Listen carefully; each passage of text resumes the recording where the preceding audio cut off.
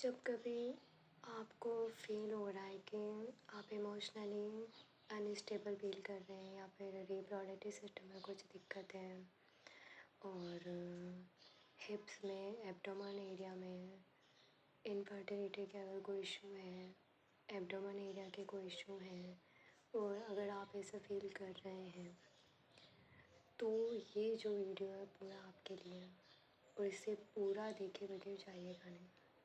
ठीक है, आज हम बात करने वाले हैं अपने सातों चक्रा में से दूसरे नंबर के, नीचे से दूसरे नंबर के चक्र के बारे में, जिसे बोलते हैं स्वादिष्टान चक्र, और जिसे अंग्रेजी के अंदर कहते हैं सैक्रल चक्र।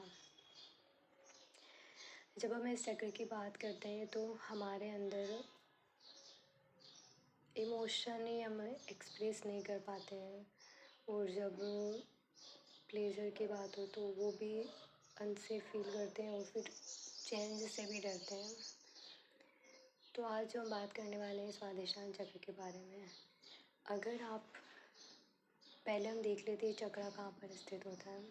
दूसरी चीज़ ये कि हम देखेंगे कि कारण क्या है जिसके कारण ये ब्लॉक हो जाता है। तीसरा बिंदु होगा हमारे पास, अगर ये बैलेंस रहता है तो इसके क्या लक्षण है आपको पता चल जाएगा कि बैलेंस है। दूसरा बिंदु हमारे पास ये रहेगा कि इसे ठीक कैसे करना है।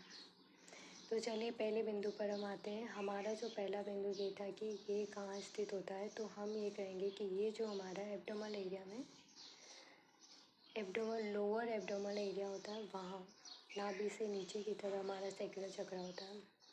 ठीक है, अब इस चक्र की जो स्थिति है एब्डोमल एरिया के नीचे के एरिया में, जहाँ पर हमारा जो भी रिप्रोडक्टिव सिस्टम है, चाहे फीमेल का हो चाहे मेल का हो, ये कहीं ना कहीं इनको प्रभावित करते हैं। हिप्स के एरिया को भी इम्पेक्ट डालता है ये वाला चक्र। अब हम बात कर लेते हैं कारण क्या है।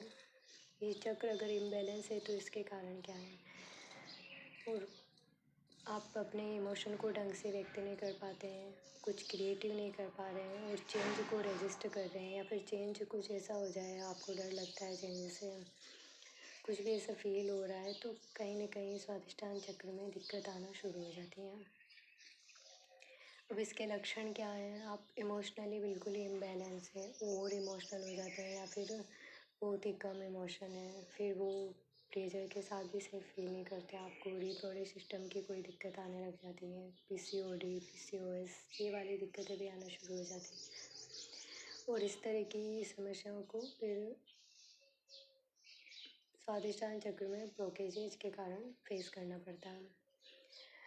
अब हम जो बात करने वाले हैं तीसरे हमारे बिंदु की, अगर ये बैलेंस होगा तो इसके क्या लक्षण होंगे। अगर ये चक्र हमारा स्वादिष्टान चक्र कम्प्लीटली बैलेंस होगा, अच्छी तरीके से बैलेंस है, तो आप चेंज से डरेंगे नहीं, और जब भी आप किसी के साथ रिलेशनशिप में आएंगे तो आपको फियर नहीं रहेगा, सेफ फील करेंगे, और गिल्ट का बोध बिल्कुल भी नहीं रहेगा आपके लाइफ में अगर ये बैलेंस हो जाता है कम्प्लीटली। और आप इमोशनली स्टेबल फील करेंगे, ना तो ओवर इमोशनल होंगे ना फिर लो इमोशन में होंगे, बिल्कुल, और क्रिएटिव होंगे, और लोगों के साथ आसानी से रिलेशनशिप बना पाएंगे, है ना। मतलब कि क्रिएटिव होंगे तो लोगों के साथ इंटरेक्ट करना पसंद करेंगे, क्रिएटिव होंगे नहीं तो आपको इंटरेक्शन भी पसंद नहीं होगा। तो ये जो थे ब्लॉक थे, कुछ कारण थे, और इसके लक्षण हमने बात बताया, और उसके बाद में हम बात करने वाले थे इसका समाधान हम कैसे करेंगे। तो ब्लॉक के साथ थोड़ी नहीं रहेंगे, तो हमें इसकी हीलिंग करनी होती है जनरली।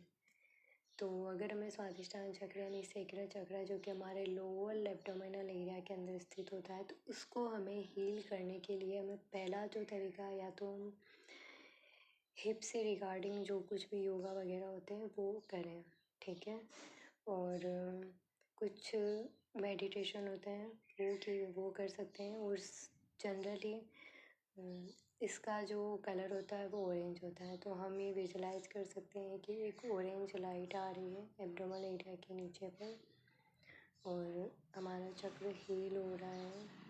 आई अलाउ क्रिएटिविटी, ठीक है, I owner my body and its part, खुद के ही ऑर्गन के साथ में सेफ हूँ, ऑनर करती हूँ मैं, अपने शरीर का और क्रिएटिविटी को अलाउ करते हैं। क्रिएशन, एनर्जी, सेक्सुअलिटी, प्लेजर, इनसे रिलेटेड ये चक्र है, तो इससे इम्पेक्ट पड़ता है। तीसरा बिंदु हमारा हो चुका है, हमने कारण जान लिया, हमने इसकी स्थिति जान ली और इसके लक्षण हमने जान लिए, और बैलेंस होगा तो क्या लक्षण होंगे वो भी हमने जान लिया।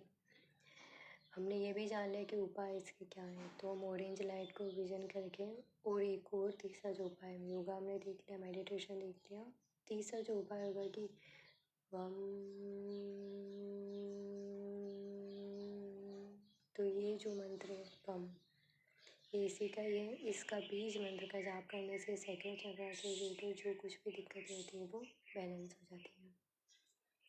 तो या तो यूट्यूब पे सर्च करके कर सकते हैं आप, ठीक है। सो आज मैं दूसरे पार्ट के अंदर ये बताना चाह रही थी कि सेकंड चक्र आपका बैलेंस कैसे होगा, क्या लक्षण है जो